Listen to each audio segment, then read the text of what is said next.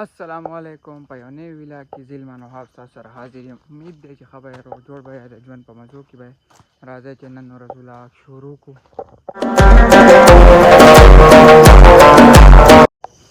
نو ښه وایي چې څنګه مې کور چې اوس کله نو وروتم د پټو غالټه ځکه چې بېګا باران شوی نو مې انځر به یخ کړي ځکه چې د انځرو موسم دی نو مې زه به انځر وخورم او کله چې باران وشي نو دې سره قدرتي ښکلا هم ډیره زیاته شي نو مې د خپلو ویورز ته به یو څو سینیمیټک او قدرتي ښکلا والے شاټونه وښیم. راځئ تاسو شاټونه انجوای کړئ او زه به ورته انځر خورم.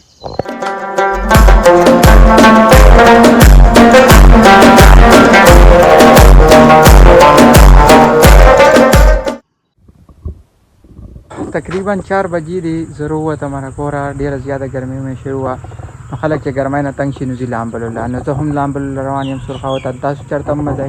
او سکوټر مې راویستو زه روان یم سرخاو ته لامبلو ته. تاسو هم د ځان سره بوځم د لاره هم مزې اوچتې کوئ او هغې ځای د ویو نه به هم مزې اوچتې کوئ ځای چې ځو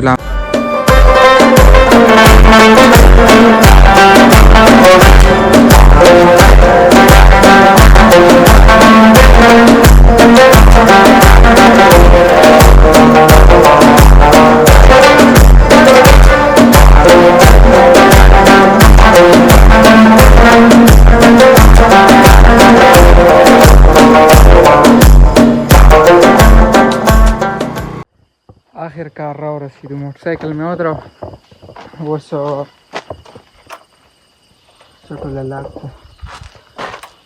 سټنولالا کو بس خپل کوم ځای ته چې موږ ځو لامبلو لپاره هغې په لار روان شو. راځئ تاسو د دې ویوز نه مزه واخلئ.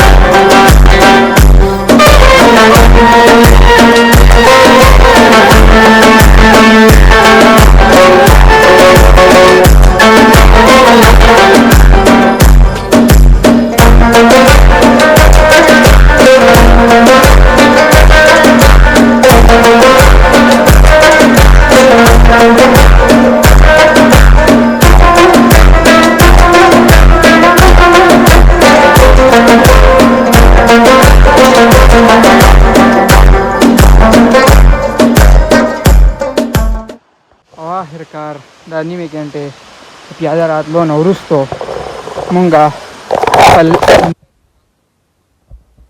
ته راورسېدو. تاسو کتلی شئ دا په سرخاو کې موجود دی. دې ته ګډوډن ویلی شي. دا ډېر زیات لرې دی څه ځای پورې خو ته موټرسایکل راځي تقریبا نیمه ګنټې یا داسې 25 منټه پورې هایکینګ ورته شته پیاده راتلو ته شته او بیا به تاسو دې ځای ته راورسئ. دا ډېر زیات ښکلی ځای دی. تاسو کتلی شئ څومره ښایسته ویو ورکوي.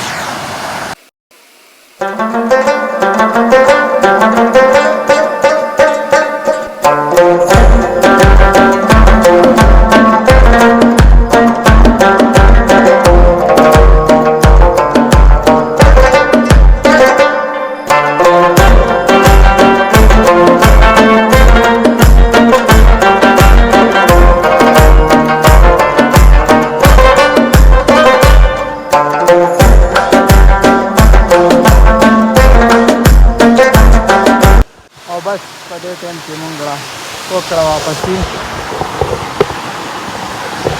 او ځو واپس اوس خپل ځان کور ته رسو. نو هم د دې ځای پورې دا ویلاګ وغوښتئ چینل سبسکرایب کړئ، ویډیو لایک کړئ، په ویډیو کمنټ وکړئ او ویډیو شیر کړئ. خامخا تاسو ویډیو ګورئ چینل نه سبسکرایب کړئ.